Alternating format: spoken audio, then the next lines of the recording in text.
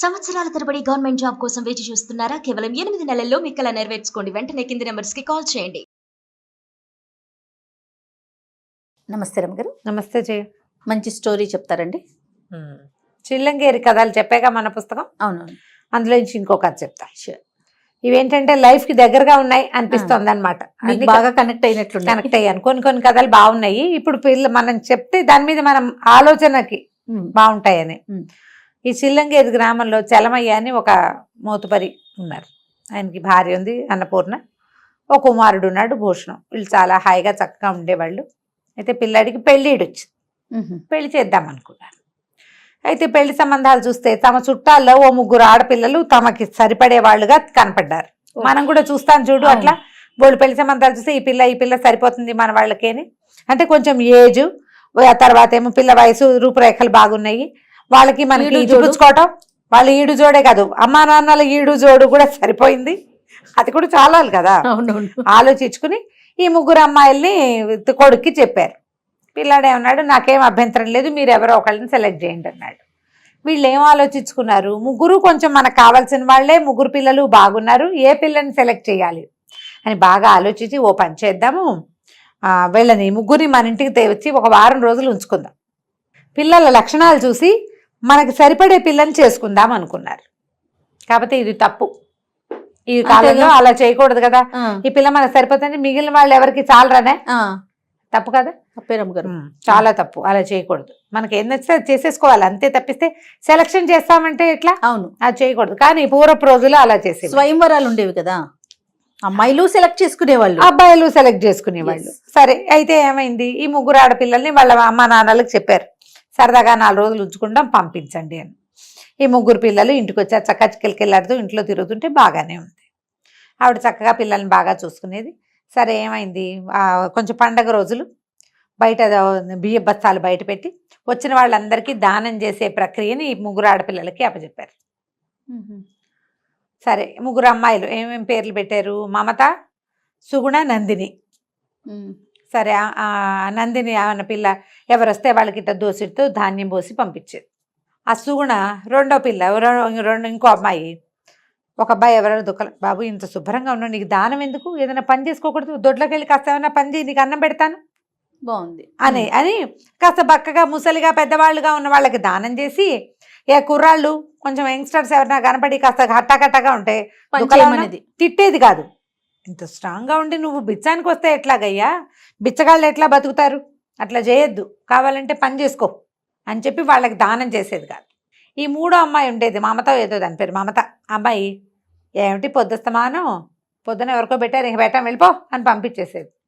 బస్తాలు కరిగిపోతున్నాయి అనిపించేది అమ్మాయికి, ఎందుకు ఇంతంతా అని. ఇచ్చేది కాదు, పైపెచ్చు తిట్టిపోసేది.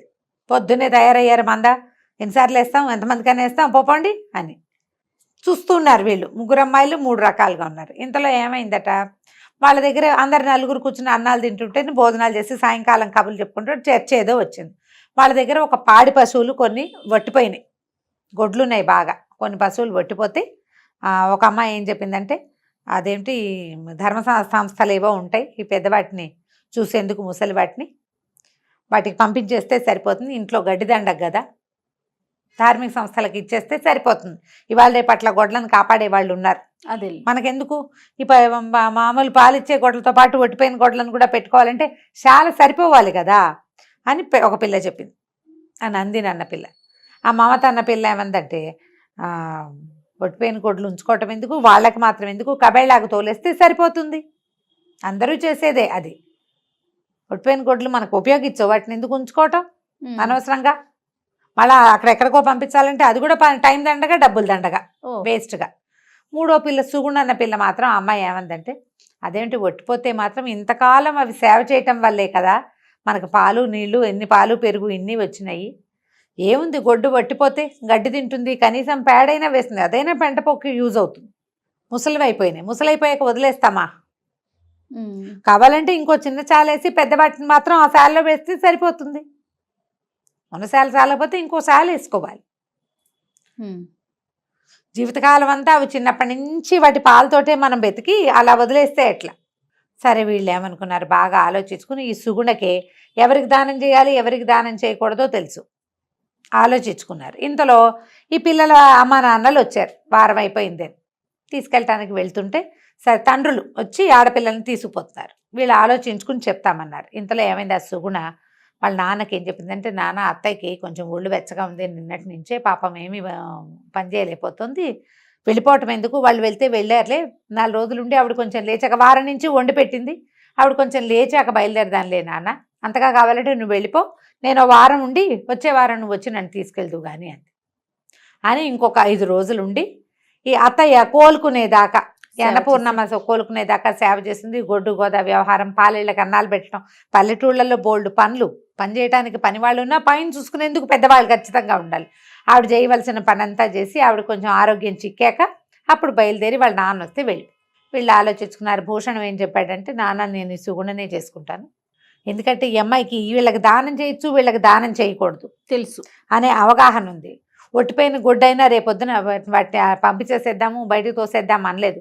ధార్మిక సంస్థకి వద్దంటోంది, కవేలాకి వద్దంటోంది, కాబట్టి ఇది కొంచెం మంచిదే.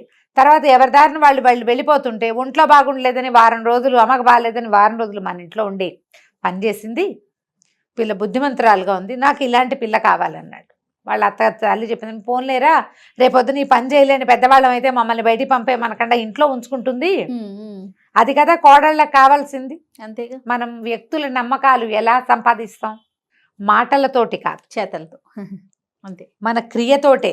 అంతకుముందు అమ్మాయి ఒట్టిగా మాట్లాడింది, క్రియ చివరికి కనిపించింది. క్రియతోటే మనం ఎవరినైనా గెలుచుకోగలుగుతాం. ఇలాంటి కథలు అప్పుడప్పుడు వినండి. ఇవేంటంటే నిజంగా మీ లైఫ్లో మార్పు వస్తుందని అనుకోవద్దు. చివరికి అబ్బాయి సుగుణని పెళ్లి చేసుకున్నాడు. ఆ 2 పిల్లలకి మా పిల్లగాడికి ఈ అమ్మాయి సూట్ అవుతుంది అని చెప్పేశారు. ఇలా ఆడపిల్లల్ని సెలెక్ట్ చేయమని చెప్పట్లేదు ఈ కథ, అందుకు కాదు చెప్పింది. ప్రధానమైనది ఏంటంటే మన ప్రవర్తన మిగిలిన వాళ్ళల్లో ఒక పాజిటివ్ వైబ్ని కలిగించాలి. మొన్న ఈ మధ్య ఎవరో పెట్టారు మెసేజ్ నాకు, పెళ్ళై ఎక్కువ కాలం ఏం అవ్వలేదు అమ్మాయికి, ఒకళ్ళు నాతో మాట్లాడారు. వాళ్ళ ఇంట్లో అంతా ఆడబడుచు పెత్తనం, నాకు సరదాలు ఉంటాయి, నాకు ఉద్దేశాలు ఉంటాయి, నేనేం చేయాలన్నా ఎంతసేపు మా ఆడబడుచుని అడగాల్సి వస్తుంది అని. ఈ పెళ్ళై సంవత్సరం కూడా కానీ చిన్న పిల్లకి అత్తవారింట్లో అన్నీ ఇవి నాకే కావాలన్న ధోరణే ఉండకూడదు అనిపిస్తుంది నాకు. చిన్నపిల్లవు కదా, పెద్దవాళ్ళు చెప్పినట్టు చేస్తే సరిపోతుంది కదా. హక్కుల కోసం పోరాడతాం మనం, బాధ్యత తీసుకోగలుగుతామా, అది ఆలోచించాం. ఇలాంటి కథల్ని మనని ఆలోచింపచేస్తాయి. మనకి హక్కు కావాలంటే మొదట బాధ్యత తీసుకోవటం నేర్చుకోవాలి. ఖచ్చితంగా అండి. ఇప్పుడు ఈ కథలో సుగుణ పని చేసుకోలేవా అని చెప్పి కేకలేసింది, పని తాను ఇస్తానని చెప్పింది. వెనక్కి దొడ్లోకి వెళ్ళి పని చేసి పెట్టు, గొడ్ల దగ్గర బాగు చేయి, నీకు అన్నం పెడతాను కదా. ఇప్పుడు నువ్వు ఎప్పుడు కేకలేయగలవు, నువ్వు ఏదైనా పని చూపించగలిగినప్పుడు. పని చేసుకుని బతకచ్చు కదంటే ఎవడిస్తాడు పని, నువ్వు ఇస్తావా అంటారు వాళ్ళు. ఇస్తానని చెప్పగలగాలిగా. బాధ్యత తీసుకోవాలి మొదట, అప్పుడు హక్కు ఆటోమేటిక్గా వస్తుంది. కరెక్ట్ అండి. కొన్ని చోట్ల బాధ్యతగా ఉన్నా కూడా హక్కులు ఇవ్వని ప్రపంచం ఒకటి ఉంటారు అలాంటి వాళ్ళు కూడా. అలాగని మనం బాధ్యత తీసుకోవటం మానేయకూడదు. వీళ్ళు ఎలాగో ఇవ్వరు కాబట్టి నేనేం చేయనని మానేయకూడదు. బాధ్యతగా ప్రవర్తించడం వల్ల కనీసం మీకు మీరైనా జవాబుదారీగా ఉంటారు. వాడెవరికో జవాబుదారితనం వద్దు మనకైనా కావాలి కదా, నా వరకు నేను కరెక్ట్గా ఉన్నాను అని అనుకోవాలి అంటే ఇలాంటి కథలు విని మీ గురించి మీరు పునరాలోచన చేయండి. తప్పకుండా. కథ కంచికి మనం ఇంటికి. నమస్తే. నమస్తే.